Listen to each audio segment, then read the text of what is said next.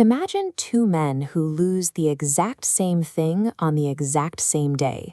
A business they spent 10 years building vanishes in a single phone call. One man never recovers from the blow. The other, within a few years, is sharper and stronger than he has ever been. We usually assume that external tragedies, like a sudden layoff, the medical diagnosis, the unexpected breakup, are the things that hollow a person out. But if the blow itself were the true cause, it would crush everyone equally.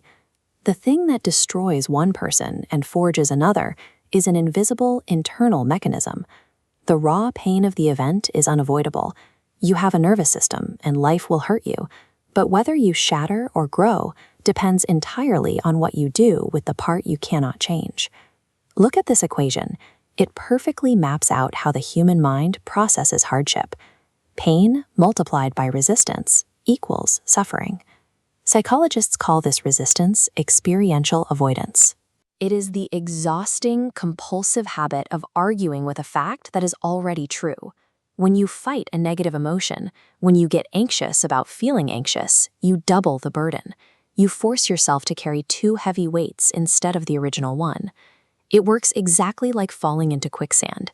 Your instinct is to thrash and fight, but that panicked movement is the precise mechanism pulling you under. Fighting a reality that has already happened bleeds your strength dry. The struggle itself is the sell. The moment people hear the word acceptance, they usually recoil. They picture someone giving up, going limp, and letting the world walk all over them. The ancient Stoics prove how wrong that assumption is. These were hardened leaders operating in brutal environments, and they used acceptance as a weapon. Resignation says, I am powerless, so I quit. Acceptance says, this is real, I will stop pretending it didn't happen, and from this exact spot, what is my strongest move? They drew a hard line through life. On one side is the unchangeable past. On the other is the only thing you actually control, your response. Accepting reality is the ultimate strategic conservation of energy.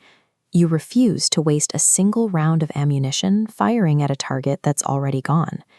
We used to assume the smartest way to handle a negative emotion was arguing with it, using top-down willpower to wrestle the feeling into submission. But relying on willpower burns massive amounts of cognitive fuel. Like any physical wrestling match, your grip will eventually fail. These brain scans reveal something different. When studying people practicing radical acceptance, researchers found it bypasses the brain's willpower machinery completely. Instead, acceptance acts on the default mode network, the rumination engine generating the endless why me loop. It literally starves and quiets this specific region. This changes how the brain manages its resources. By quieting the neural commentary, you stop the self-manufactured drain on your energy and keep your strength intact for the next move. This chart illustrates post-traumatic growth. The baseline drops sharply due to a central crisis, but then a massive secondary trend line emerges, rising significantly higher than before. Over half of people who face severe trauma survive and actively grow stronger. But here is the trap. The trauma itself is no magic fertilizer. The suffering did not cause the growth. The growth comes exclusively from the deliberate, grinding work of accepting a shattered reality and choosing to build a truer foundation. This is the stark difference between builders and the bitter. Those who refuse to accept what happened spend their entire lives guarding the rubble of a reality that died long ago. A crisis is nothing more than a seismic event. Whether you are crushed or forged is decided entirely by whether you fight the new ground or build on it. The philosopher Friedrich Nietzsche pushed this discipline to its ultimate limit. He called his formula for human greatness amor fati, the demand that you stop wishing for any part of your past to be different. Nietzsche argued that the resilient person does not simply put up with their circumstances, they actually love them.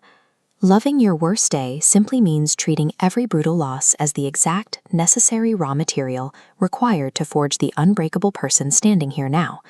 The next time life breaks down, intercept your reflex to thrash. Turn off the struggle switch, let the reality be what it is, and ask the only question that matters. Given that this is real, what do I do next? Real power does not come from trying to control the world.